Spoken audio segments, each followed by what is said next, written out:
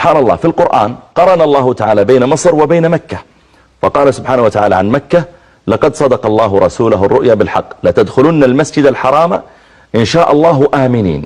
ولما ذكر الله مصر قال: ادخلوا مصر إن شاء الله آمنين. مصر رائدة إلى الآن في العالم العربي أدبا ونقدا وخطابة وفي كثير من الميادين حتى في العلوم الطبيعية. يقولون في العامي: يا داخل مصر منك 1000. الله. إن كنت عبقري ترى قدامك 1000 عبقري، إن كنت شاعر قدامك 1000 شاعر، إن كنت شيخ قدامك 1000 شيخ.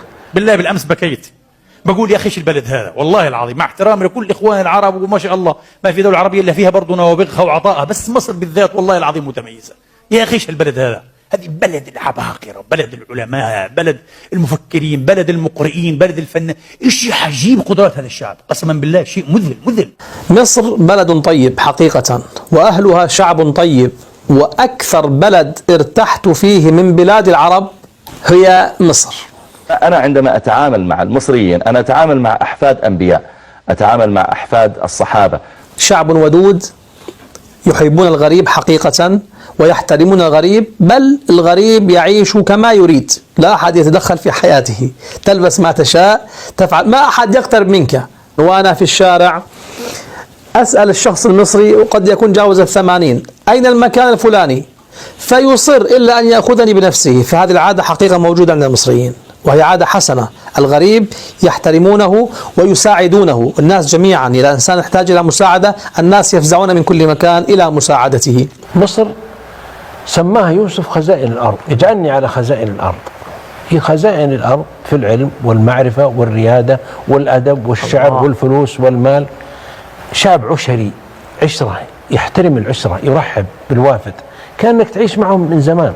وبين النبي عليه الصلاة والسلام أيضا أن الصحابة سيفتحون الشام، سيفتحون العراق، سيفتحون اليمن، وسيفتحون مصر، لكنه اختار مصر ليوصي الصحابة بأهلها. قال: إنكم ستفتحون مصر فأحسنوا إلى أهلها. بعض الناس ربما أخذ نظرة عن المصريين من خلال المسلسلات، وكذا هذا خطأ. يعني حقيقة لا يوجد شيء من الواقع، يعني المسلسلات والأفلام تخالف حياة مصر تماما. مصر أكثر بلد فيه حجاب، والمسلسلات والأفلام صورت لنا مصر على أنها بلد يعني الكشف والسفور والعري إلى آخره. من العادات اللطيفة التي وجدتها في مصر عند جميع المصريين، والحقيقة هذه من آثار الإسلام العظيم. ما هي هذه العادة؟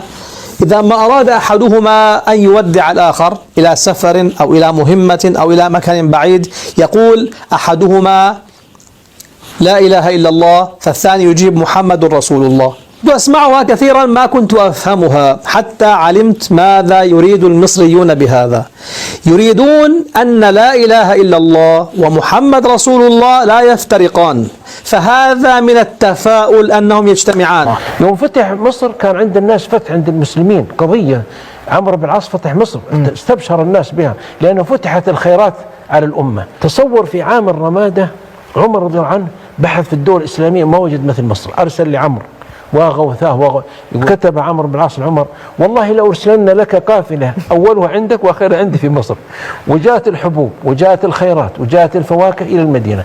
المصري تدخل إلى قلبه مباشرة، أمة حضارة، يعني يستقبل ويرحب ويحتفي. ذهبنا في بورسعيد على الساحل نمشي كذا، أتى وقت الغد يمكن 2 معنا 3 آخرين، فقلنا لأحد المارة: والله لا نعرفه ولا يعرفنا. وقفنا قلنا: يا أخ تعرف أن مطعم أسماك جيد؟ قال لي: أعرف. فمشى معنا، مشينا معه، نزل الشارع، نزلنا الشارع، دخل الحي، قلنا: الحي؟ قال: لا، في مطعم خاص أنا أعرفه. صدقنا، مشينا، دخل بنا في بيته. قلنا: ما هذا؟ قال: يعني أما أستحي من الله أنكم أواجه ناس يسألوني عن مطعم أدلهم على مطعم، والله ما تغدون في بيتي. هذا من الشارع. في طبعا لا، فيهم الكرم فعلا وفيهم قبول الآخر، ولا تجد نفسك غريبا في مصر جدا.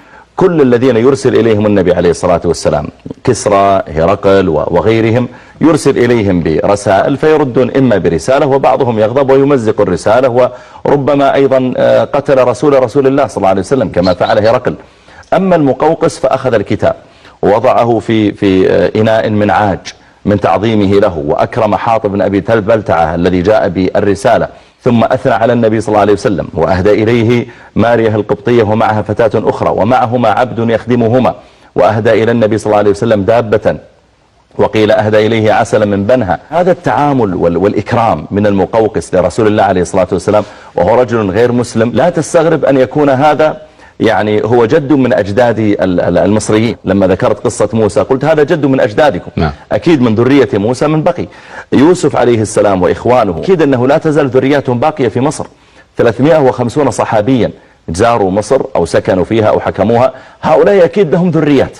فأنا عندما أتعامل مع المصريين أنا أتعامل مع أحفاد أنبياء، أتعامل مع أحفاد الصحابة. مصر بلد العباقرة، بلد العطاء الذي لا ينضب.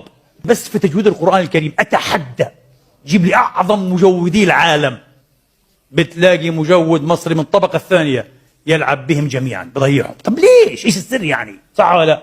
شو تقول لي؟ ما في القرآن لم يقرأ إلا في مصر.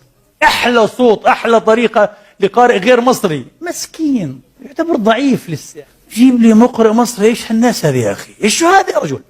يجلس هيك كأنه آلة ولا حاجة بكل بساطة، ويبدأ لك طول النفس، تنويع المقامات، الجمال، الإحساس بالقراءة، شيء خارق قسما بالله العظيم، خارق إعجاز.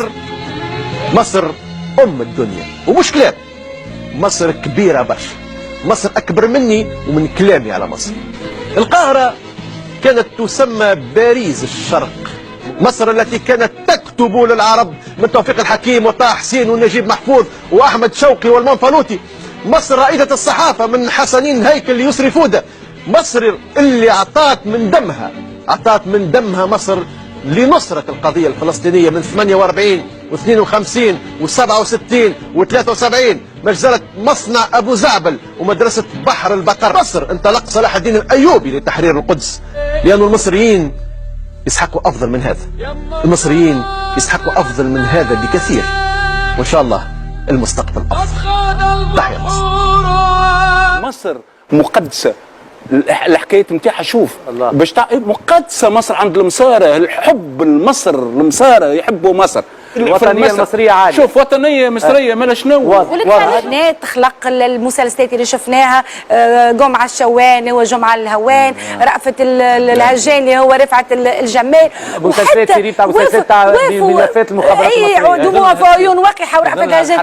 لا فما أكثر من هكا، وأنا فوجئت عندي مدة هكا نقرأ ونطالع في الأشياء هذيا، فما مطرب فوجئت إنه عميل مزدوج اللي هو سمير اسكندراني. شكون يعرف سمير اسكندراني؟ سمير اسكندراني ابا اللي هو رسام وفي ايطاليا ويتقن برشا لغات، مره لفائده مصر سماها يوسف خزائن الارض، اجعلني على خزائن الارض. هي خزائن الارض في العلم والمعرفه والرياده والادب والشعر والفلوس والمال. مصر أم الدنيا ومش كلام، مصر كبيرة برشا.